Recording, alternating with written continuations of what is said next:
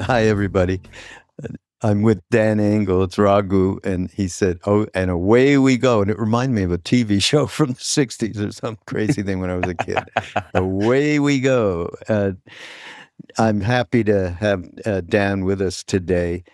Dan is a psychiatrist, but he's involved in so many different aspects of ways in which we can all help ourselves, and regenerative medicine, of course, psychedelic research and integration and integrating spirituality. I mean, I told you when we talked months ago, one of the things we're doing is represent Ram Dass's perspective around psychedelics. And he's one of the OGs, obviously, but much more than that, his ability to tie it into, okay, what do you do after you had the ineffable experience, right? Mm-hmm. What's the integration process then? What's the outcome? Is it a continuation of that experience because we always find something new when that door gets open? So I'm just saying the work that you're doing and how we're wanting to represent what Ram Dass his perspective is very much in line. So I'm happy that you're here. But before we get into anything, we do need to hear you. I mean, your story of how your life was deeply and profoundly changed. I think we would love to hear that. Yeah, If you don't wonderful. mind, I mean, it just gives people a feeling for who you Yeah. are. Okay. Well, good to be with you, Raghu. Thank you for inviting me. Thank you for being persistent. I'm glad we were able to make this work. Mm. Yeah. Yeah. Yeah. And thank you and all the work that you've been doing in your organization, because we're carrying on the lineage. And I think that's one of our opportunities and perhaps responsibilities is to carry on the lineage in a good way to make the conversation around awakening contemporary and relevant to the opportunities and the challenges of the day. And so, as it relates to my own entry into this work, I kind of found myself in medicine. Didn't really expect that to happen. Went to college to play soccer, and eventually found my way into medicine because I just happened to go to a school that had a really good pre-med program. And 2 weeks before I started medical school, I broke my neck, dove off a pier, hit a sandbar, had a compression fracture C5, thankfully was not paralyzed, and ended up starting medical school in a halo, which is one of those things where they screw it into your skull. And Yeah. it was the first thing that finally slowed me down. And in the midst of that, I got really interested in psychiatry and neurology and the interface between the two and how I might kind of couple those together. This interface between hardware sciences, body and brain, and software sciences, mind and spirit. And did a fellowship in psychiatry to, well, my residency was in psychiatry, 2 fellowships, one in adolescent psychiatry, one in forensic psychiatry. And then started a practice in integrative psychiatry, helping people come off of psychiatric medications. And we were doing great work, and there was still something missing. And I was, as spirit would have it, introduced to ayahuasca. This is about close to 20 years ago now. And I learned more about myself in one weekend with ayahuasca than I had in 1 decade of psychiatry training. Right. And it certainly got my attention. And I was pretty clear that that was going to be my new path. So I closed up my clinic, moved down to the jungle, lived in an ashram for a couple of years before that, just getting ready.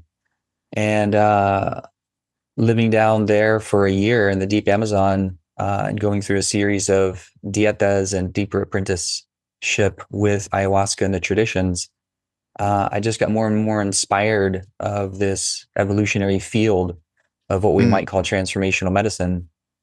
And so over the last 15 or so years, I've been deepening into my own personal journey, and I found myself consulting and advising to a variety of different international centers and domestic research hubs, seeing what is the contemporary interface between the needs of the time and this third wave of psychedelic interest and the renaissance that's at hand. Mm.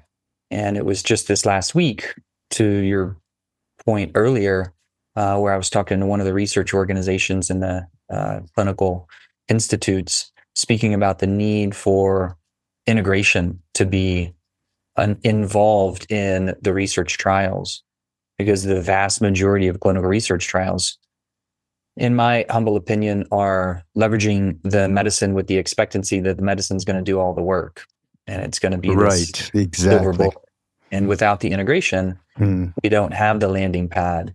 And I get the sense that the ceremony space, the experience with the ineffable, that opens up to our opens us up ideally to our more divine nature, our more true self. That's the catalyst, but the real work happens in the integration. And how do we make that real for the rest of our lives? Yeah, which when Ram Dass gave Neem Karoli Baba, the guru, our guru, called Maharaji, this incredible amount of acid, actually, All right. which I only found out when I went to MAPS a couple of summers ago, and someone was there who was like the Leonard Picard. Do you ever hear of Leonard? Leonard is like one of the biggest acid maker that ever lived. He went to jail for a long time. He just got out a number of years ago. And he mentioned, oh yeah, that Orange Sunshine, that was 600 mics. Ram Dass gave Maharaji like three or four of them. Right. And what he said was, it's good in the beginning. It allows you, he actually said, it allows you to be in the room with Christ. But you got to leave after a couple hours. We get the introduction Yeah. and maybe some marching orders. Yeah. Well, his marching orders were, best love everyone and tell the truth, Amen. ultimately, and feed people.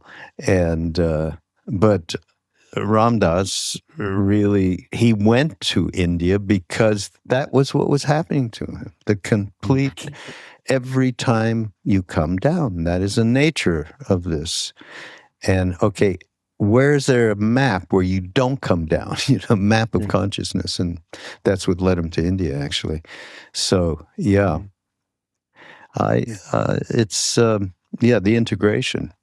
This is a big deal. I'm thank the Lord that we got all, went to India, we got all of these practices from, the beauty is that it's just like an assortment, and everyone has a proclivity that makes their particular way perfect for them. And, that we have this is incredible. But, back to the since we're talking about this, well, first of all, the science and the spirituality. Yeah, how do we look at that in a way that's productive and not intellectual? I guess I don't know if you get that. That's what I've been thinking. Yeah, absolutely.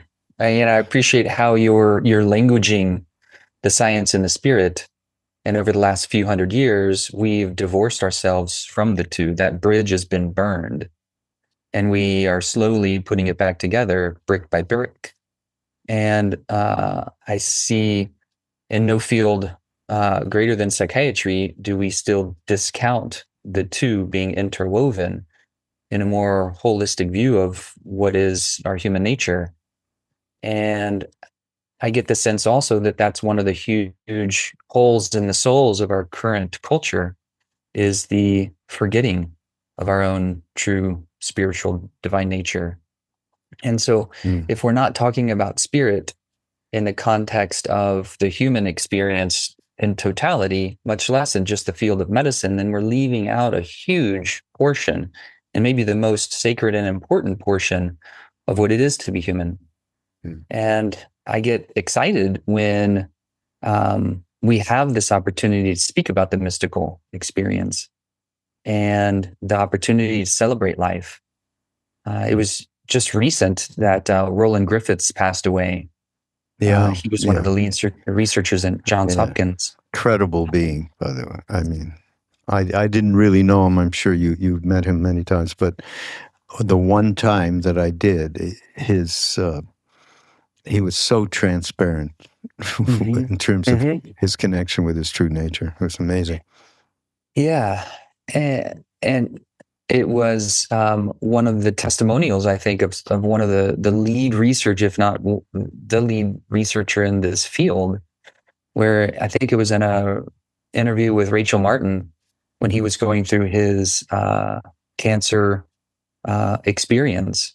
And shortly before he passed, the last thing he offered in that interview In was New York Times, I think, right? Was that one? it was an NPR article. I think it was Uh-huh. published in the New York Times. Uh-huh. Right.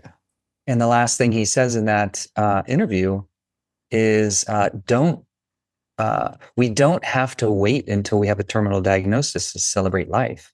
Mm. And Right. and I also interpret that and take that one step further to be also to come home to our true nature, because it's when we're in touch with our true nature and we can fully celebrate life.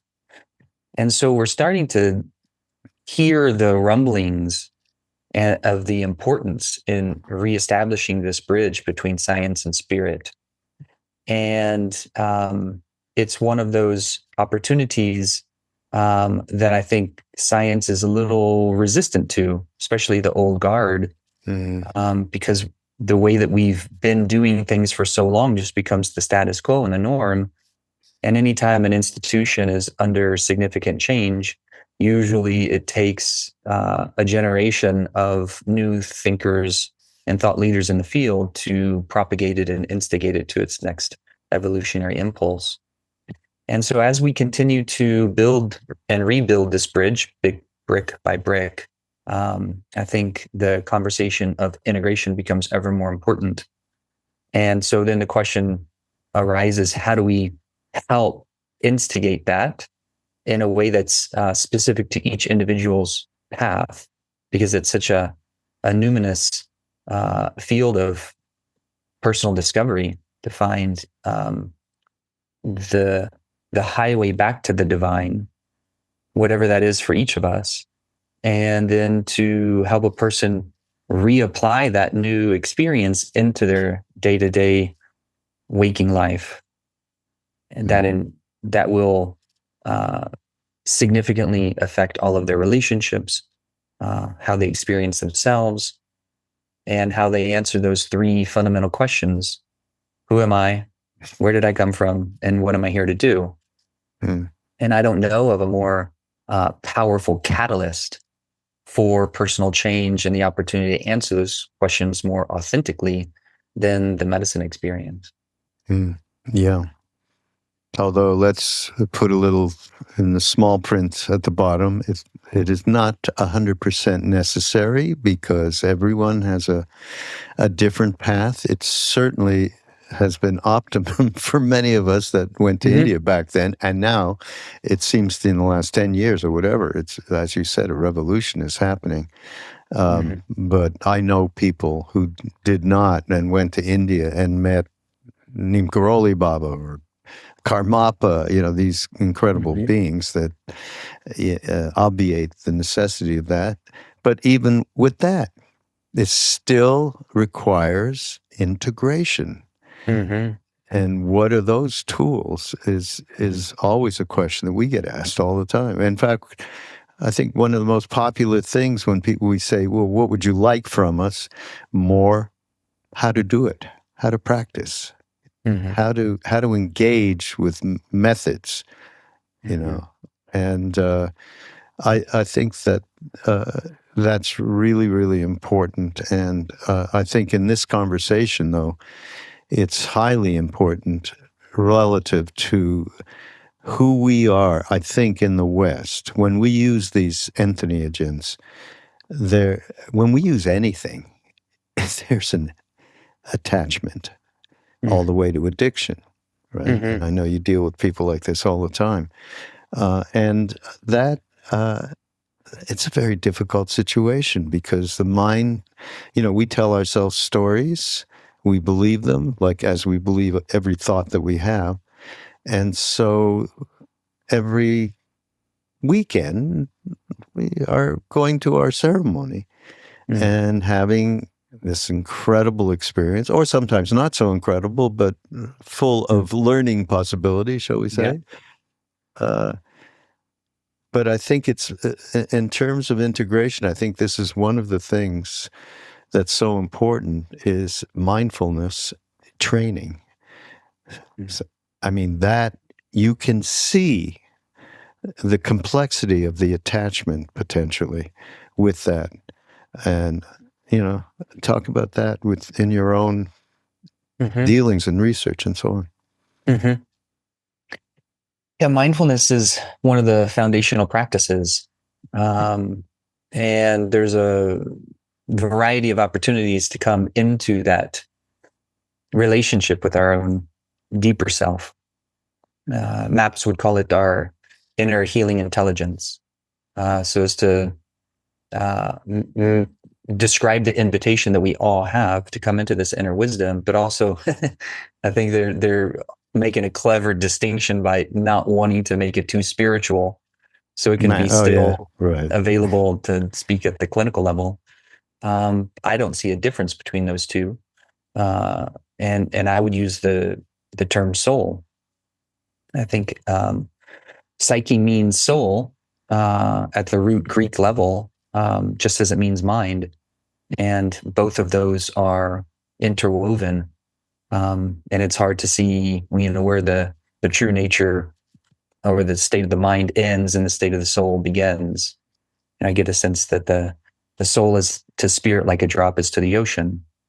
And our consciousness is individualized from the source of all creation and individually expressed into each of us. There's never been a Raghu or a Dan, and there never will be, which is fascinating to me. Just like two grains of sand are not the same, two leaves on the tree are not the same.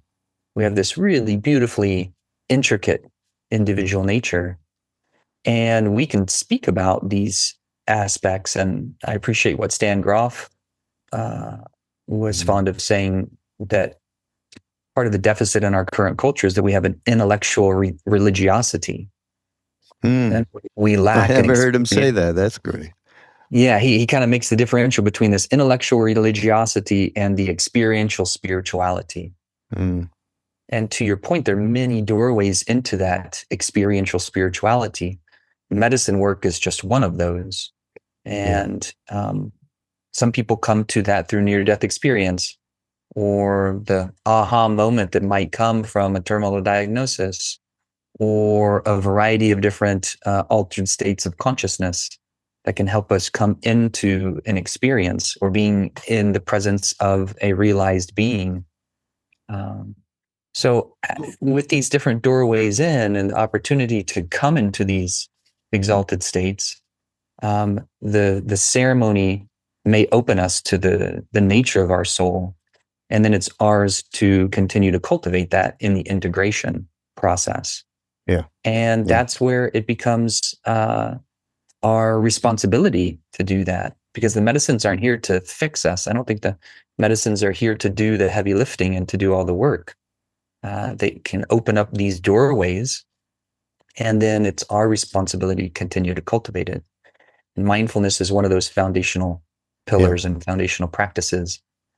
Mindfulness is a little tricky if you have somebody who's stuck in trauma, because mindfulness by nature is asking somebody to be present with what is. And if the inner recording device is stuck around a traumatic experience, then we might be inviting them to continue to replay the trauma. So there's nuances about the mindfulness practice where I think the facilitation, the coaching, the therapist, the clinician, the counselor is able to help advance that record from the deep groove of trauma, as well as to open up a person to be curious to a greater story, where maybe we have a different frame of our own personal cosmology, or our own opportunity to move from victimhood to empowerment. And I think about that in any experience that we're going through. Do I have the inner interpretation that life is happening to me versus life is happening for me? And that can be a big jump. to move through, because that's even a, at times a more challenging inner question, especially in the midst of trauma. How can this traumatic experience be working for me? Yeah. So tough. if we can gradually cultivate through mindfulness and through inner investigation more of a witness perspective, oftentimes when we look back in the rearview mirror, we see that the biggest challenges in our lives were our greatest teachers.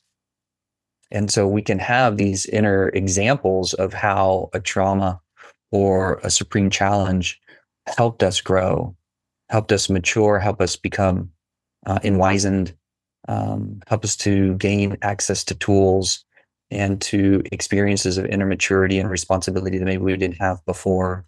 Yeah.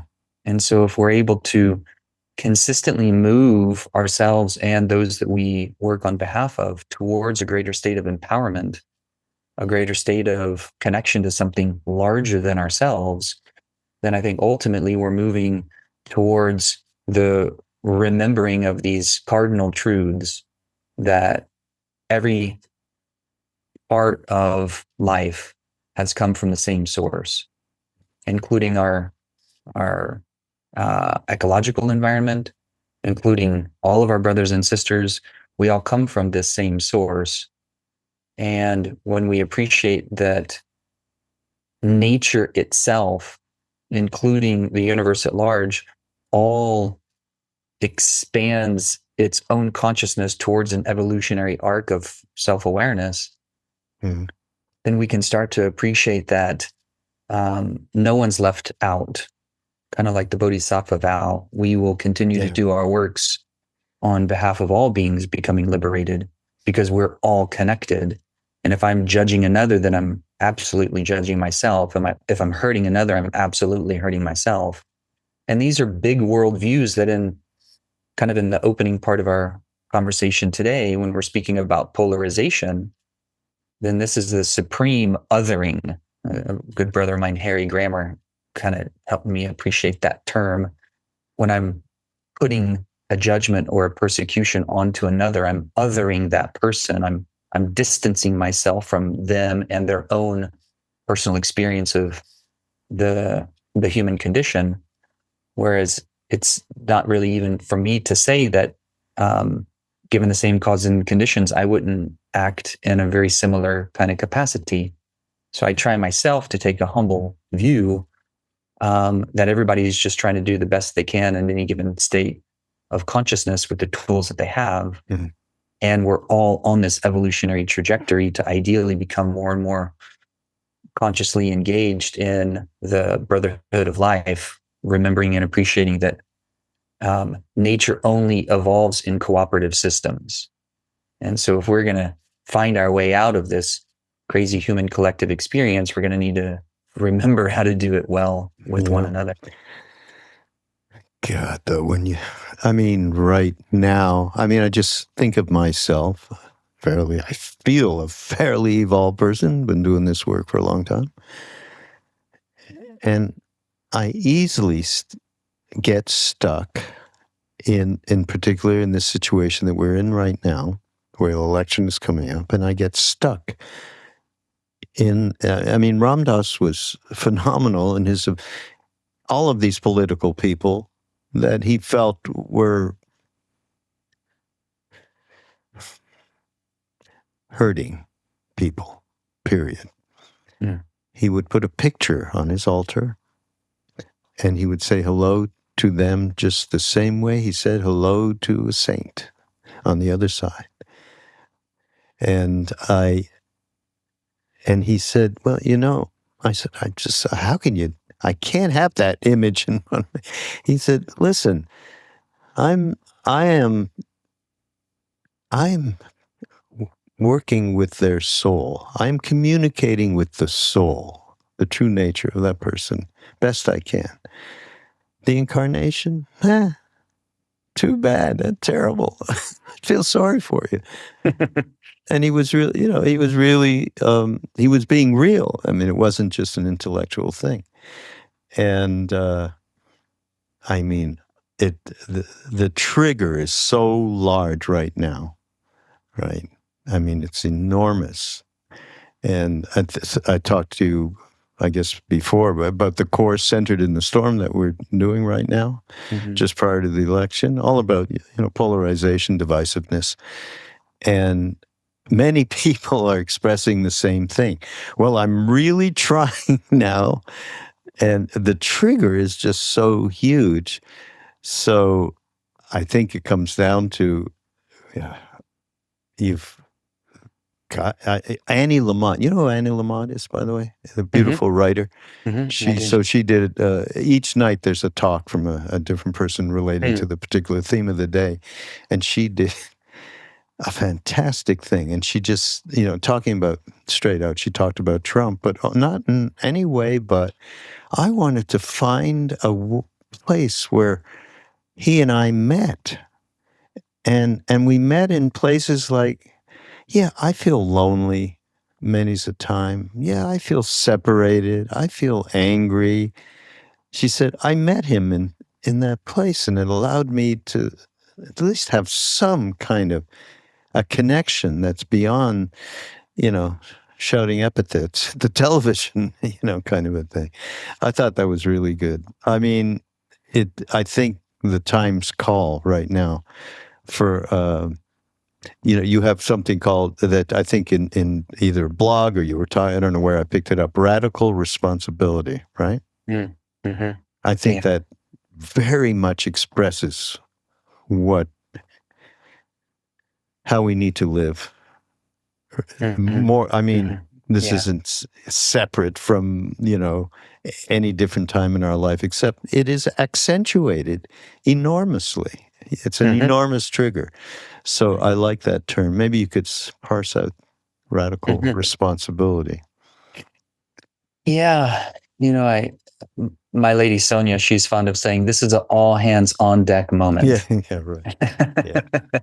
Yeah. And she's fond of paying attention to those in even our local community who are willing to pick up trash and are willing to do the thing that's right in front of us to make the world a more beautiful place.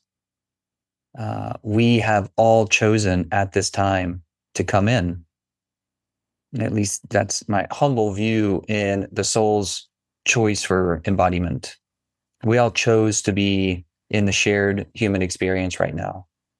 And the challenge that we've always had around separation and forgetting our true nature and forgetting that when I'm looking at you and I'm looking at anyone else, I'm looking at another version of God through different eyes, but from the same source.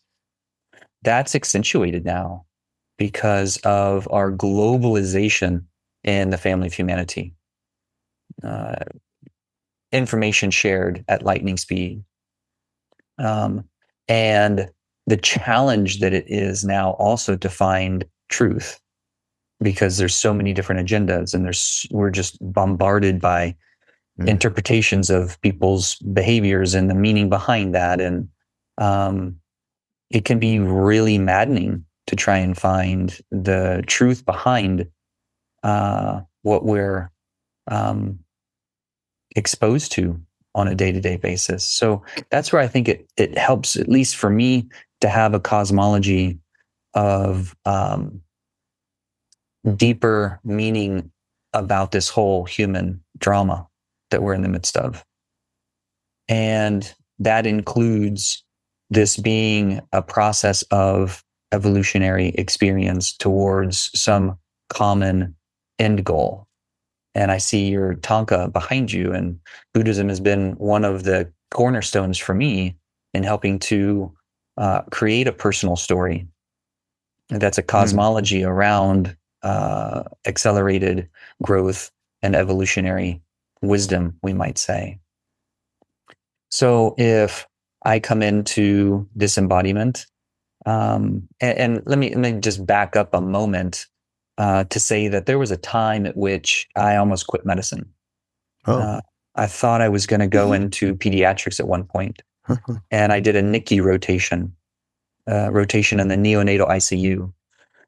And I would, just like in the emergency department, people don't go into the emergency department because they're doing well. It's because some kind of emergency is happening and they need help.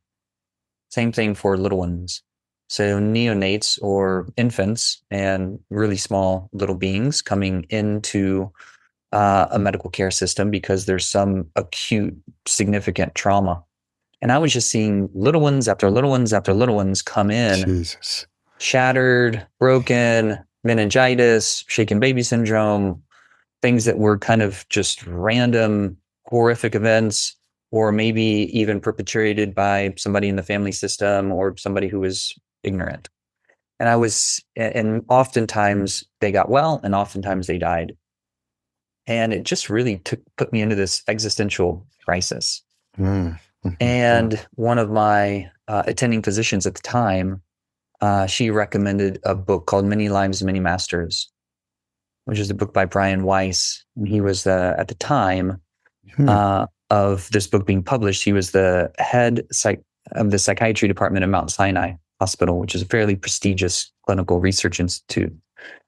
And he was using regressive hypnotherapy to support people, adults, going back into their subconscious database, because this mind is an amazing recording device, and you can go back if you have skillful hypnotherapy entrance. You can go back into any event and replay it as if it's today, with that level of detail. And so he was using regressive hypnotherapy to help people alleviate chronic anxiety, depression, as well as PTSD, even addiction. And one of his clients in this book, as he showcases this kind of clinical vignette, goes to a past life event, and they unwind that event, and she resolves her current state of psychiatric symptomatology that was severe, that was significantly detrimental to her life, and it was treatment resistant to all other means. And the more he investigated this, he found other clients would spontaneously go back to past life events. And that got me into Michael Newton's work in The Journey of the Souls and Life After Life. And it was one of those things where it gave me this little window into meaning. Like Viktor Frankl's book, Man's Search for Meaning, we are meaning-making machines, and we have to have some kind of meaning or understanding in order to contextualize things that are horrific. And it was one of those lighthouse moments for me to be able to gradually piece together a personal storyline or an inner cosmology that gives me an understanding of the amazing opportunities that we have today, that like in any compelling movie or hero's journey, you don't know if the hero's going to make it out alive at the end of it. And we don't know that we're going to make it out of this crazy human collective experience right now. But I do get the sense that however it goes down, we're going to have the opportunity to keep coming back around to figure out the lessons that are most important for us to keep this evolutionary cycle of consciousness and existence propagated. That's like the overarching theme of the inception of consciousness in the first place, is to continue to evolve towards greater understanding. And there are multiple planes of existence, human experience just being one of those. And when we've graduated from the human academy, then we continue our evolutionary cycle of consciousness on other planes. And so I don't offer that because I think everybody should have the same cosmology. I only offer that because I think it helps when each of us is able to find some type of meaning that gives us an understanding of a greater purpose and a greater orchestration beyond oftentimes what our small minds can see in the obvious 3D reality. And so when we have that, even at a time of severe polarization, or for example, when Christ is being nailed to the cross, still forgiving his oppressors, that's a supreme act of forgiveness. And I do believe that he, as well as most, if not all the other avatars, are true when they say that all these things you see me do, you can do and more, because we're all made of the same cosmic dust. We all have this divine spark of potential where we're consistently being invited to take the higher road. And even in the midst of seeing like if my mom was walking down the street and somebody came up and punched her, I would not think that was cool. Let's just start there. And I would probably fight with my ego to not want to go over and punch that person. But if I can slow down, come back into a state of mindfulness and appreciate that only somebody in significant pain will act out that pain and propagate that pain to another.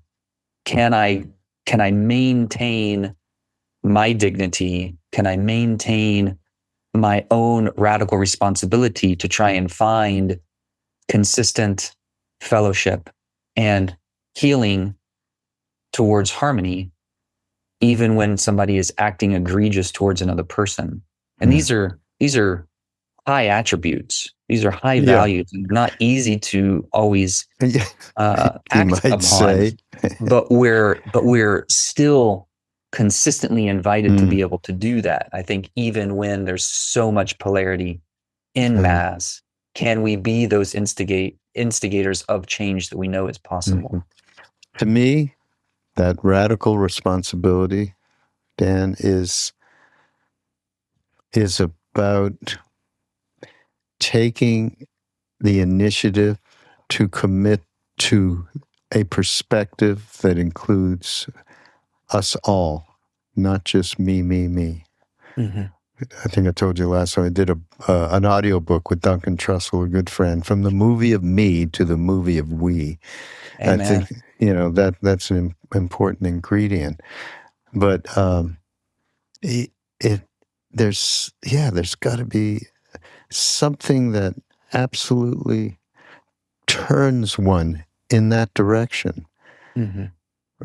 To gather together perspective, which is what you're talking about, an inner perspective, in giving this kind of an example, which really shows how we would immediately react, in a way that was just reflecting the violent and disturbed nature of what was in front of us.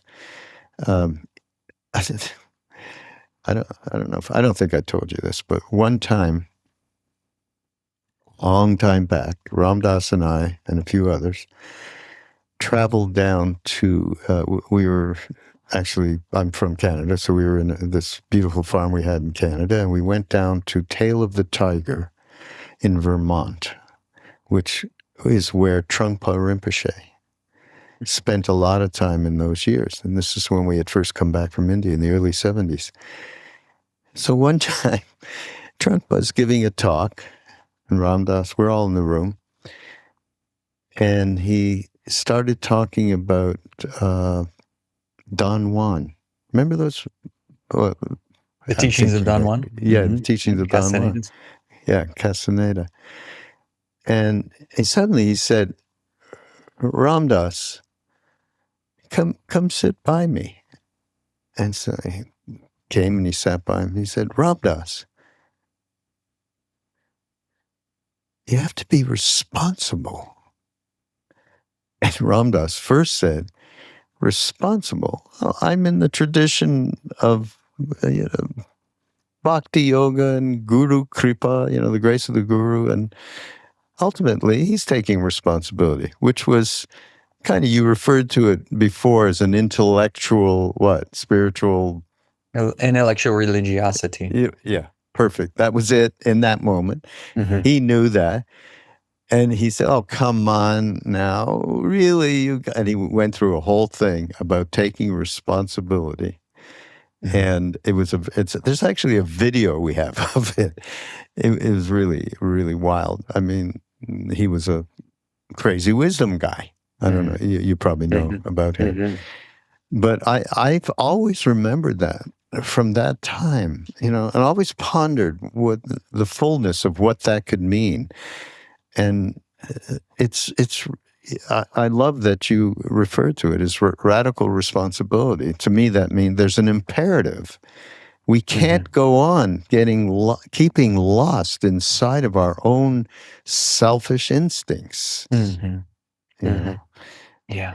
So I love that. And in an immature culture, which we are in right now, Yeah.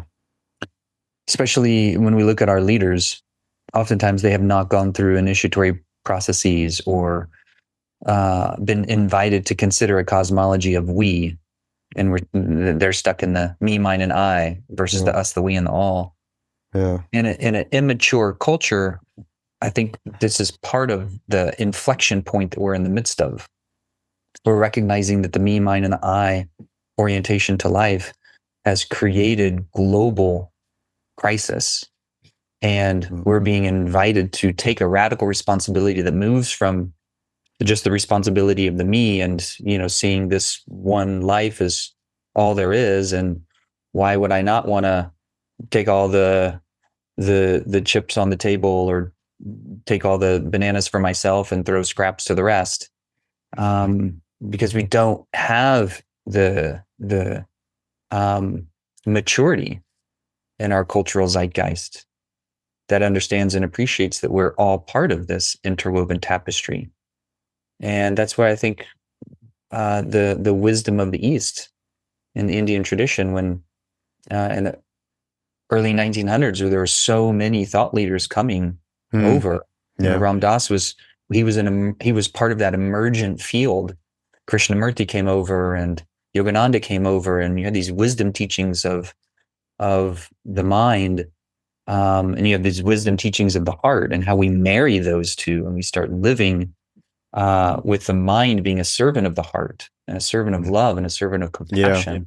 Yeah. So here we are, and we have the opportunity to share these kinds of conversations in mass in a world that's in the midst of crisis. And I also think that one of, you know, our heroines, Barbara Marx Hubbard, she was always fond of saying, "Crisis precedes transformation every time." And we don't typically move towards a transformation until we're instigated for that. I think that that's true both individually and collectively. So we're in the midst of this collective crisis, and we have the opportunity to use it as a transformational springboard into a whole new way of being. Yeah. Talk about psychiatry. And another thing Ram Dass used to say, because people asked him all the time, "Should I do therapy, Ram Dass?" And he would say, "Yeah, as long as the therapist doesn't think he's a therapist. Go ahead." Yeah. But you talk about it too. You talk about, you know, how did you put it? There's, you know, blind spots, I think you said, in psychiatry, especially in regards to spiritual endeavor. Yeah, if we just look at the data, you know, if I'm talking to a field of clinicians, I learned a long time ago, it's better to not lead with my story and kind of evangelize what I think should be done. It's better to just lead with data, and also remind the clinicians in the audience, usually those are physicians, that we took an oath to be the servants of our clients, of our patients, of the members of this medical practice that we might engage. And as servants to the clients, our job is to look at the data and to try and present that with as much objectivity as possible, leave our own personal biases at the door, and present the data and the information to the clients that we have the opportunity to serve so that they can make their best decisions. Yeah. And if That's we what just Ram Dass meant, Dan, about, if they don't think they're a therapist, he meant, with that being, drop it all as they walk in the door. Drop all of that the identities and so on that keep the separation going. Yeah, sorry. Yeah. No, I think it's a good remembering that if we have the opportunity to radically support others, then we can do that, you know, like kind of like St. Francis said, share the gospel with everyone, and when necessary, use words. And I think good therapists are able to do that. They're able to see the spark of the divine in their clients. They're able to encourage optimism especially if their clients have been devoid of optimism. And oftentimes that's optimism is hard when we've experienced a mountain of trauma. Yeah. So if we just look at the data, therapy does not have great success rates just by itself. The success rates are very variable, and those seem to be variable not only to the type of therapy, but also to the therapist themselves. And I think there's something that happens in the therapeutic relationship where if the therapist has a understanding themselves of a cosmology of meaning that gives them the opportunity to stay buoyant even in the midst of personal and collective crisis, then that cosmology can be transmitted even if it's unspoken. Like, yes, you've been through this process and I believe in you because you have the same spark of the divine as everybody else. I think there's an opportunity to blend styles of psychotherapy with what we might also call coaching. And I differentiate the two between therapy and coaching. Therapy is a more feminine approach. It's more receptive. It's more open-ended. It's more of a listening nature. Coaching is more directive. It's more interventional. It's more of a masculine nature. Right. And the best clinicians, the best facilitators of change that I've seen have an opportunity to draw on both when needed. So if I see a client and they're wanting to come off of medications, or they have an experience with chronic depression or anxiety, I'm going to want to know the nature of those symptoms and where they come from and what's the story behind them. But I'm also going to want to know how they sleep and how they eat and how they move in the world in their day-to-day kind of experience. And if their diet's crap and if their sleep hygiene is really trashed, I'm going to be more interventional.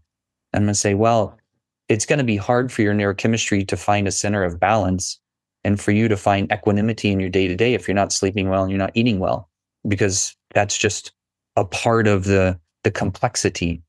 So I think of things on all four levels of being: body, mind, heart, and soul. So I typically have a reflective conversation in each of those levels. And if a person doesn't want to have a conversation around soul, then I typically don't work with them. And it's not because I think my cosmology is better than theirs or I'm right and they're wrong. It's more like because of how I view and experience the world. If we're not speaking kind of using the same language, then let me refer to you as somebody that is speaking the language that you're speaking, because we might have a mismatch. Right.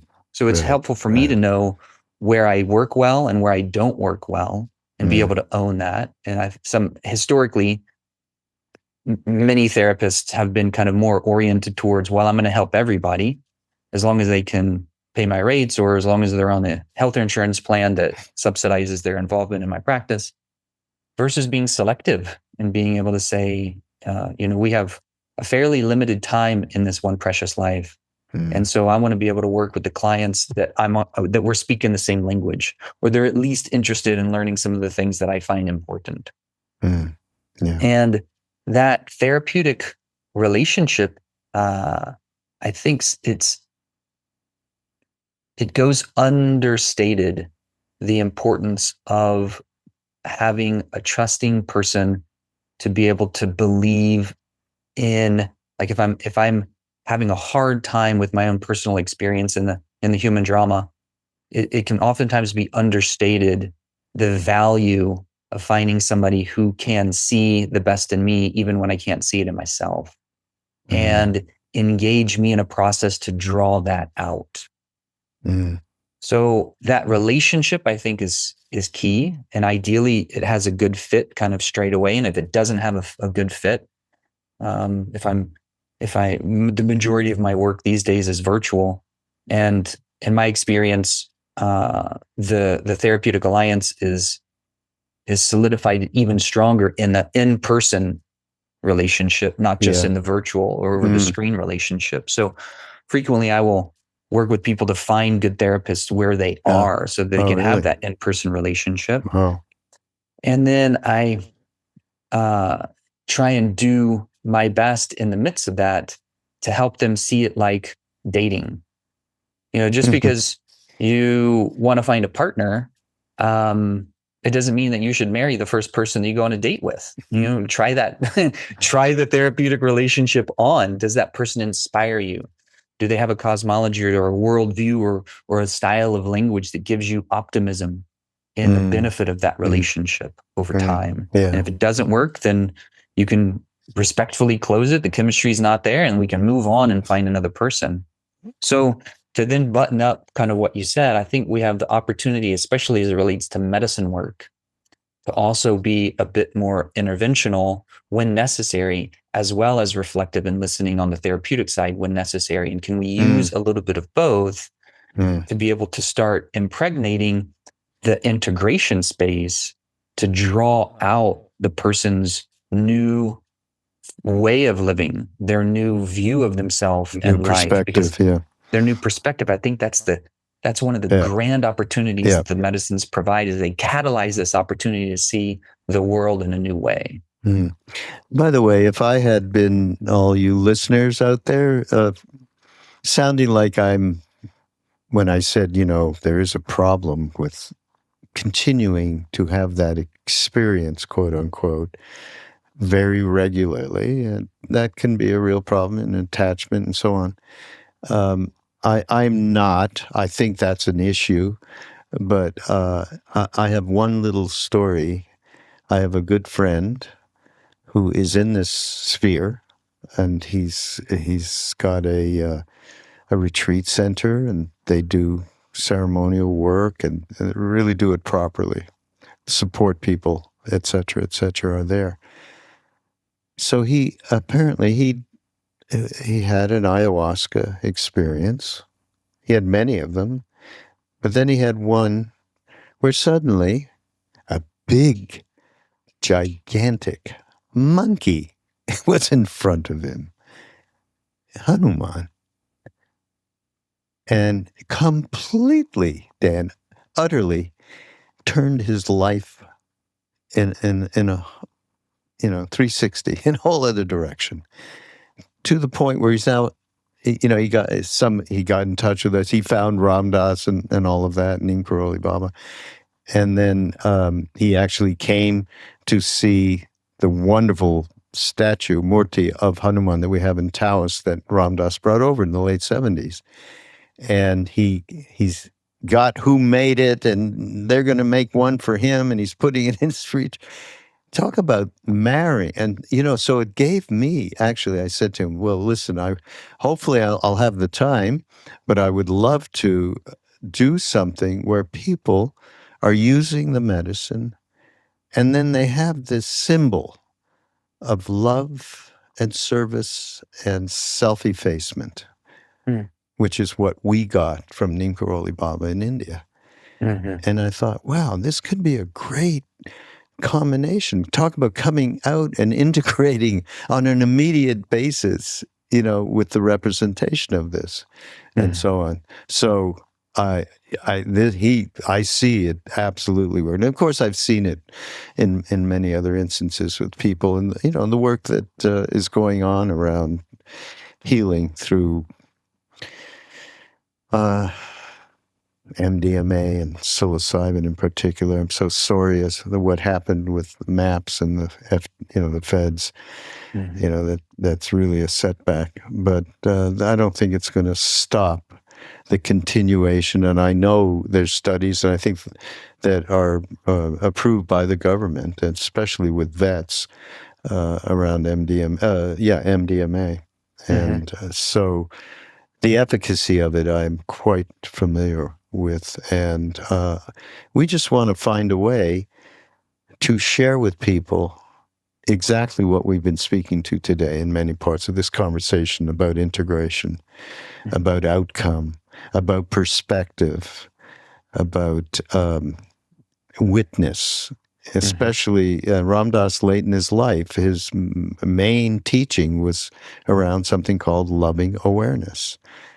Moving from your thought processes, the story you tell yourself, to the middle of your chest, to the soul place, and you repeat, I am loving awareness.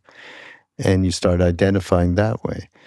Then the witness or the mindful perspective is not the one that we're normally associated with, which is judgment. And I always say, if you spoke to anybody else the way you spoke to yourself inside yourself, judging and condemning, you wouldn't have any friends, right? I mean, it's just amazing.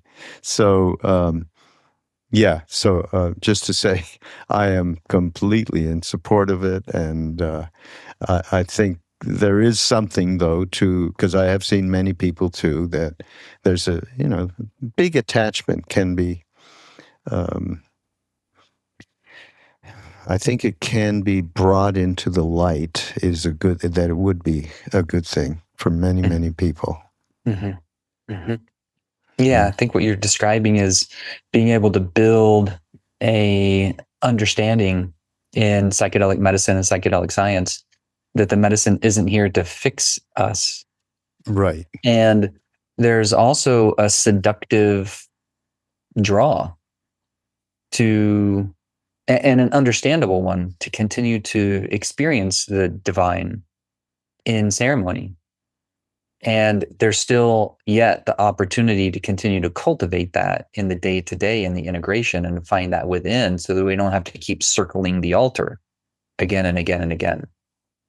I think there's something to be said about finding a community of growth and transformation. And oftentimes ayahuasca communities are built up around this kind of ethos. We're going to do our work together. We're going to live and grow and accelerate our opportunity to positively impact the world at large together. So I think there's a sweet spot in the middle between doing no medicine work and doing whatever too much medicine work is. Yeah.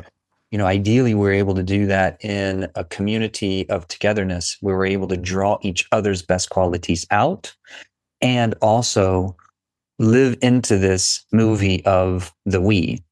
Yeah. And to recognize what is all of this in service to. It's in service to our radical responsibility and our love for life, and our service back to the mother, and our collective place that we all call home, in this floating water rock. Because if I throw something away, it doesn't go away. It just conveniently goes out of my orbit, sight of vision for a moment. Yeah.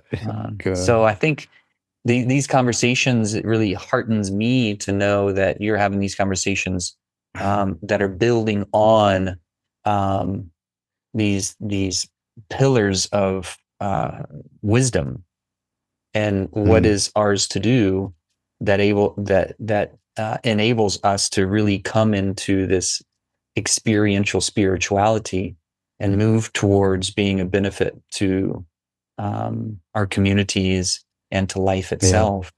Because I think on the doorway out, one of the things that helps us experience life being fulfilled is that we know that we contributed to the best of our ability.